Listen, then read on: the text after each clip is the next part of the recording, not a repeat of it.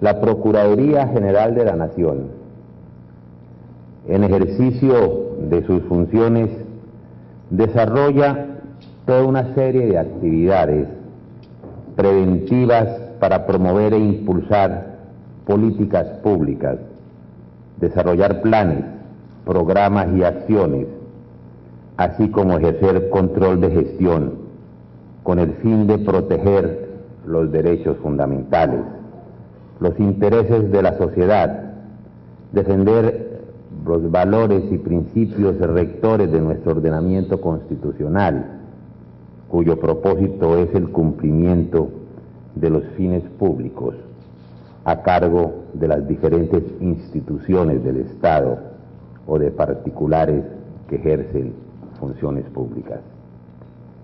En atención a lo anterior, la Procuraduría agradece a Socajas la invitación a participar en el 24º Congreso sobre Inversión y Productividad, la apuesta del subsidio familiar, y nos complace aunar esfuerzos y establecer acciones de cooperación para fortalecer nuestra función preventiva al desarrollar una serie de actividades de apoyo con estas instituciones encargadas de la defensa integral de la familia y el mejoramiento de la calidad de vida de los trabajadores y sus familias, ya que desde 1954 son partícipes en la construcción o de la construcción del tejido de bienestar social de todos los colombianos.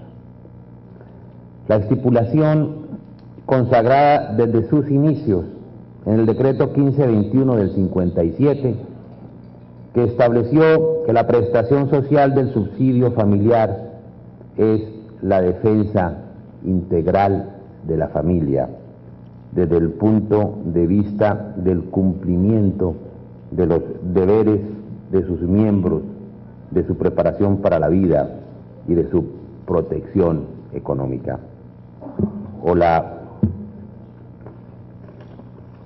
definición contenida en la Ley 56 de 1973 de favorecer la integración y fortalecimiento económico, moral y cultural de la familia como núcleo básico de la sociedad, se constituyen en un importante antecedente de participación de entidades privadas en actividades de seguridad social, incluida la realización de los servicios sociales.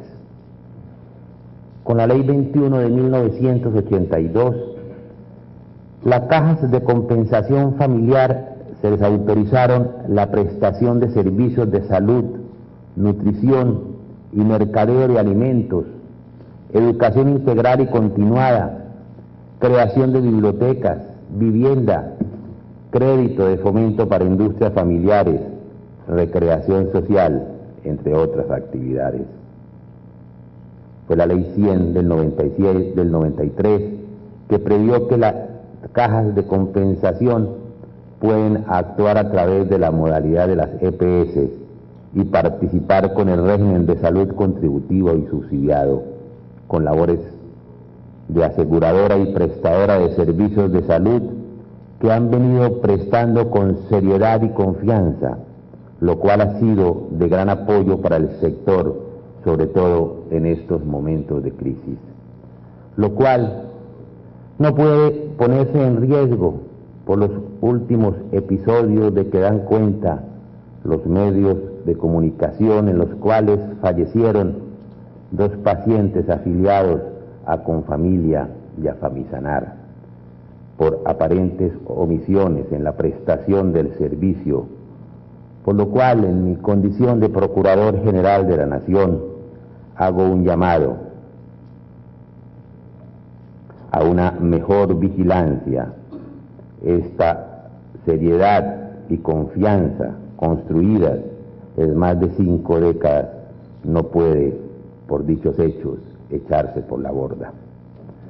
Con la Ley 789 del año 2002 se aumentaron sus funciones quedaron facultadas para invertir en los regímenes de salud, pensiones y riesgos profesionales, participar en vivienda de interés social, en créditos en jardines infantiles de 0 a 6 años, vincularse al sistema financiero y solidario, ser operadores de información de la seguridad social, programas para atención a desempleados y jefes de hogar cesantes a través del Fondo de Fomento de Empleo y Protección del Desempleo, entre otras funciones.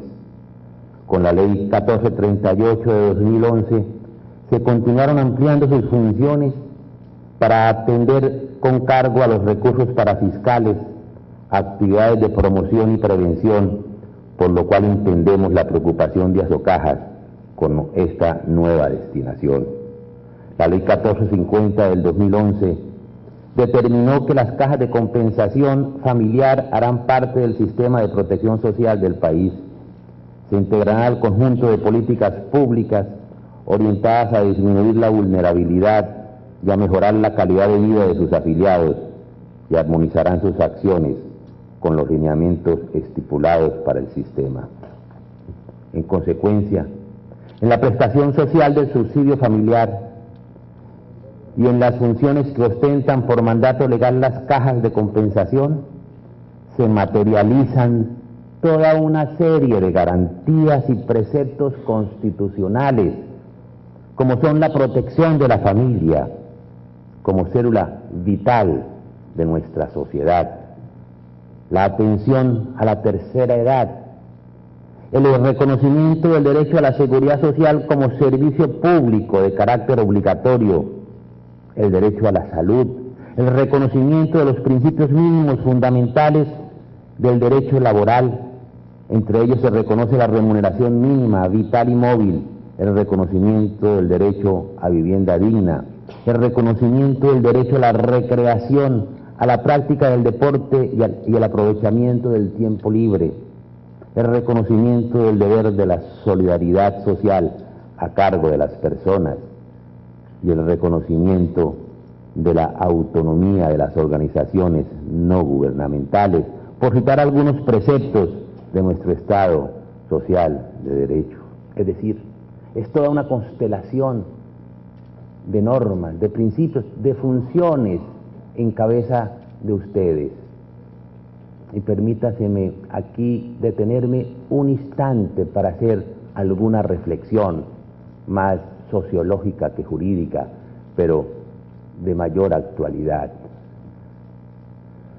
Son las cajas de compensación por voluntad de nuestro ordenamiento constituyente y de nuestros legisladores quienes han sido los instrumentos jurídicos y políticos para materializar ese principio esencial de todo ordenamiento social, cuál es el carácter vital de la familia, la sociedad, la familia como célula esencial y vital del ordenamiento social, aquella que vertebra y que estructura nuestro ordenamiento social y nuestro ordenamiento político.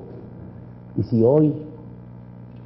hoy estamos en un creciente proceso de desvertebración social, de descuadernamiento social, es indudablemente por el descuadernamiento de la célula familiar.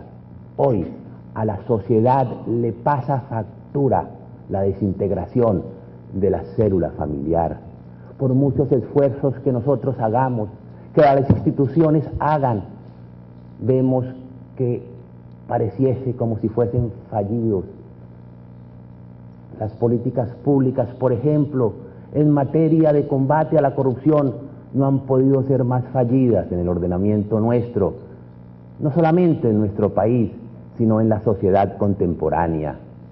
Se ha creído de una manera vana y errada que todo se soluciona fortaleciendo las normas, las leyes, y frente a episodios de corrupción, una ley, y frente a específicas acciones en la cual aparecen nuevas conductas defraudadoras, otra ley y otras modificaciones, y hasta variaciones de la Constitución.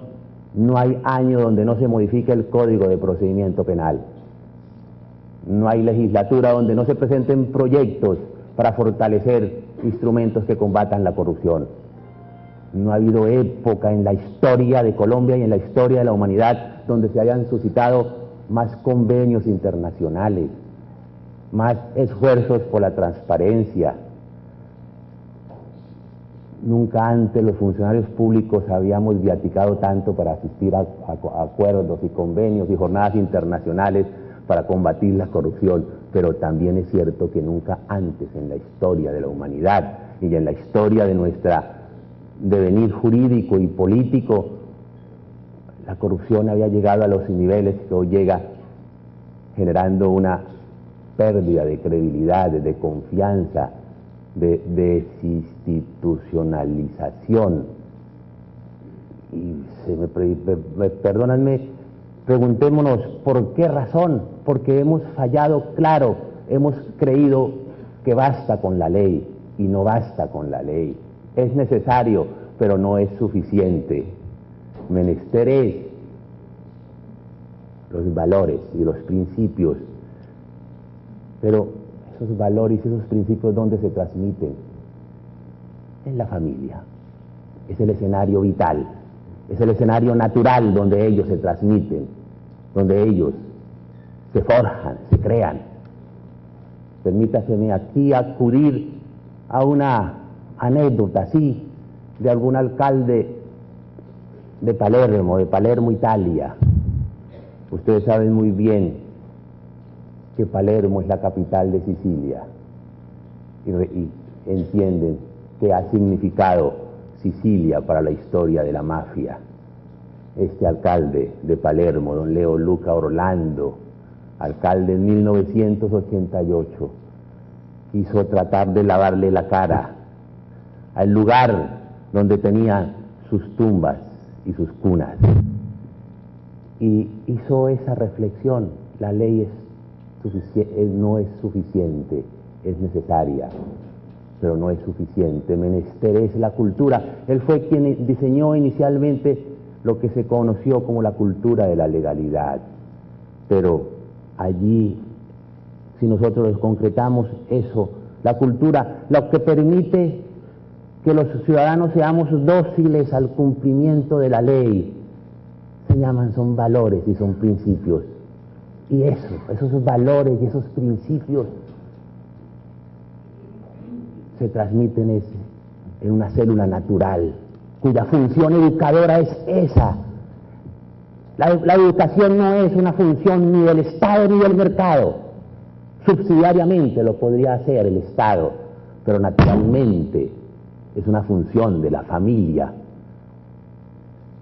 Y la crisis de la familia le está pasando la cuenta de cobro a la sociedad.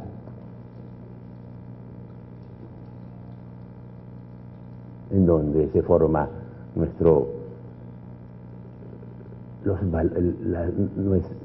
donde se nos enseñan desde nuestras creencias, de nuestras conductas, donde se genera la confianza, donde el carácter, en fin, hasta los ritos civiles, hasta la higiene, donde se crea el capital humano y el capital social, en la familia. Pero hoy tenemos mucho individuo y poca familia, mucho individuo y poca sociedad, mucho individuo con derechos absolutos, ilimitados e ilimitables. Yo no sigo tocando este tema porque me la van a declarar inexequible. Pero es eso. Es uno de los grandes dramas de la sociedad. Termino esta parte con dos anécdotas, si se quiere. Una,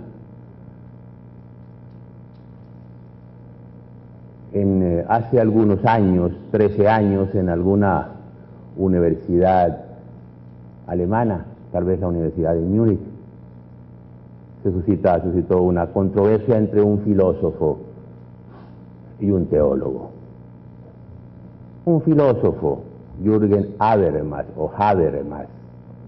aquel de la democracia deliberativa, el de la ética por consenso, el patriotismo constitucional, una especie de icono de la modernidad.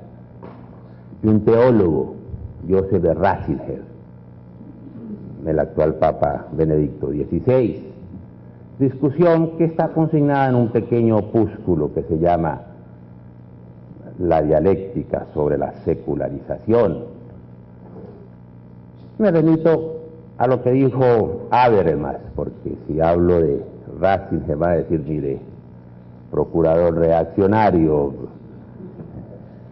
no me disgusta esos epítetos tampoco, yo reconozco ser inquilino de la caverna, pero en gracia de discusión, para no dar un argumento más a mis dominicales críticos, me remito a lo que dijo Jürgen Habermas en esa discusión, en ese debate.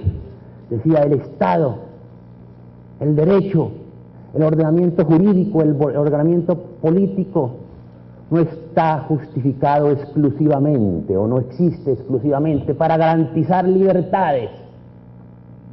Hay unos principios y unos valores que son prejurídicos,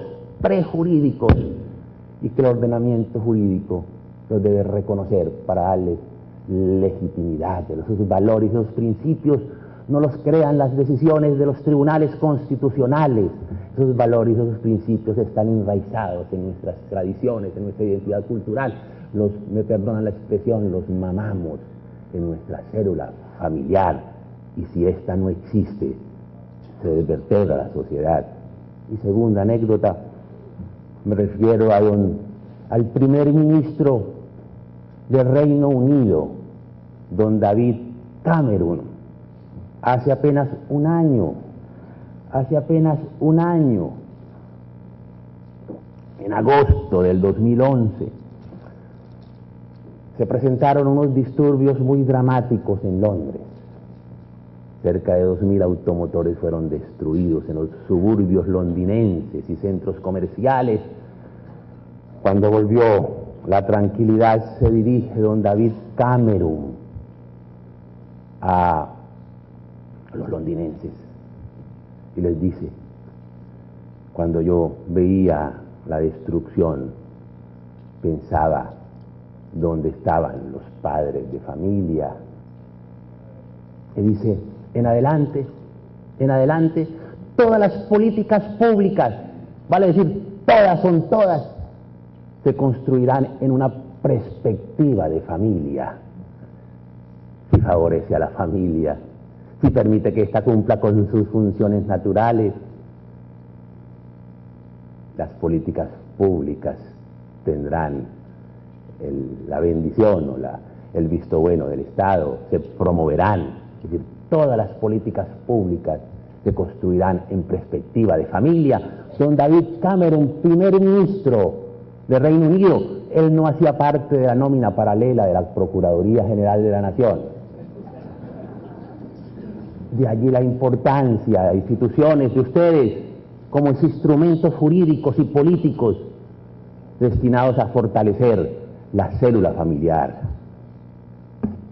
Es así como estas organizaciones de carácter privado han venido asumiendo desde su creación toda una serie de responsabilidades crecientes que dan fe de su seriedad y de la confianza que se han venido ganando en las instituciones públicas, privadas y en la sociedad colombiana, como prestadoras de servicios públicos, lo cual no obsta para que se repiense y fortalezca el sistema de compensación familiar en Colombia, con miras a hacerlo más universal, ya que muchos de sus servicios son inherentes solo al trabajo decente.